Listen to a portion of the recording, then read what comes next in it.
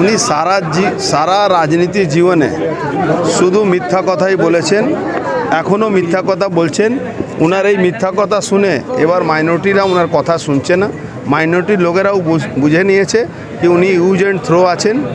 তেজপাতা মতন রান্নাতে তো বানাবার জন্য তেজপাতা লাগে, তারপরে ওটা ফেলে দেওয়া হয়। ওরকম তেজপাতা মতন উনি রেখেছেন ভোট নেওয়ার জন্য। মাইনরিটি গল্প করেন আর ভোট চলে যাওয়ার পরে উনি তাদেরকে বের করে রাখেন। এত ঘুরলেন, এত মানুষের অভিযোগ, তা সত্ত্বেও ওরা বলছে উন্নয়ন হয়েছে, কিন্তু উন্নয়ন হয়েছে, ভাগাড়ের উন্নয়ন দেখলাম।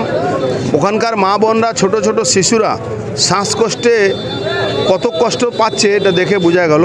এই ভাগাড়কে নিয়ে যেভাবে তারা ওই পুকুর ভরাট তোলাবাজি তো করছে, এই ভাগাড়টাকে শহরের মধ্যে রেখে তার জন্য সেন্ট্রাল গভর্নমেন্ট টাকা দেয় জমি কেনার জন্য পৌরসভাকে, কিন্তু তারাও সেটাও করে না। এরা টোটালি